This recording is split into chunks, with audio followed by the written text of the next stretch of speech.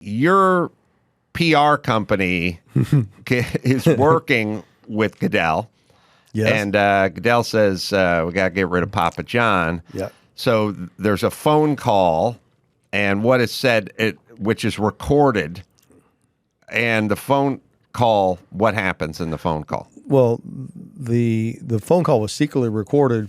That turned out to be the best thing that could have happened because they took the comments out of context and out of contrast, and they left the tape running after I hung up. Mm-hmm. And they all talked about why they did. We hope he gets screwed. We hope he gets sent out to pasture. He won't have a job in a week. So they showed their true motives after they hung up. So you think you're having a conference call with your PR team? Yes. And they're recording it. Didn't know they were recording it, but yes. Right. It seems a little unusual. It was a setup. I mean, it's Right. unequivocal. Washerman and laundry service set me up. There's unequivocal. That's the PR team. Where'd it come from? Why would an agency set up a client? Well, because Goodell instructed Washerman to do it. The problem is I had a weak board. Right. Papa John's, they panicked. Everyone caves. Everybody caves. They didn't do a proper investigation, which they broke just about every law in Delaware that you can possibly break. The biggest decision this board of directors has ever made, they did no deliberation, no thought. And you have to have a duty of care. You have to think things through.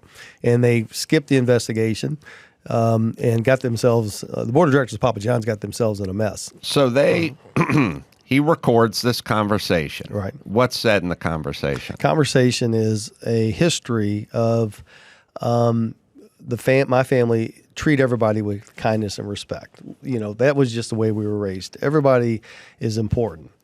Everybody has got a special gift in life that they need to explore and, really grab a hold of and expand and excel.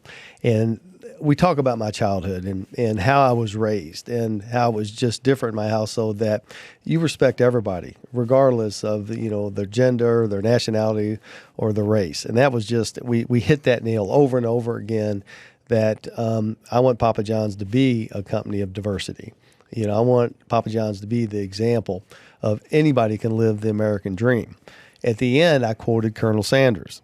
I said, hey, you guys got to get off this, because they were poking and poking. I said, you're missing the boat here. I said, so they were trying to bait you. They were goading me. They were trying to get me to say anything.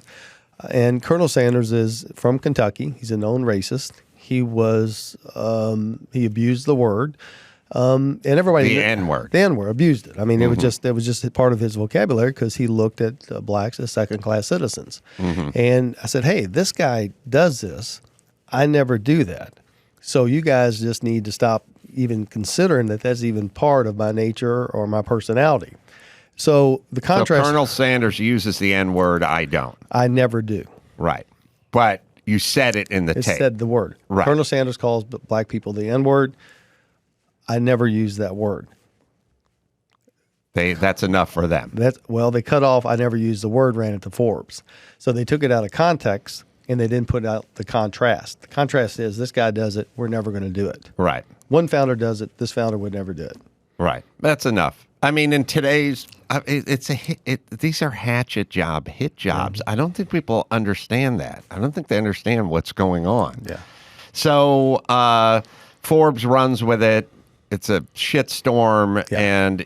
And then part two of what's going on, and then the board doesn't stand up, which is, it's like NBC and Chris Harrison and The Bachelor. Hey, NBC, stand up. Would you grow a pair? This scary. So there's two elements, and we need both of them to work in unison. We need the idiots that are doing the hit jobs on everybody, or out there. It's clear what's going on. That's only one part of it. The other part is the sponsors have to cave, the boards have to cave, the networks have to cave. So you have this guy who hosts The Bachelor for 28 seasons, no problemo. He sort of half-heartedly defends somebody. He's not even involved with it himself, and you immediately cave and fire him. That's the second part that needs to happen. If that part stopped happening, then the hit jobs would stop.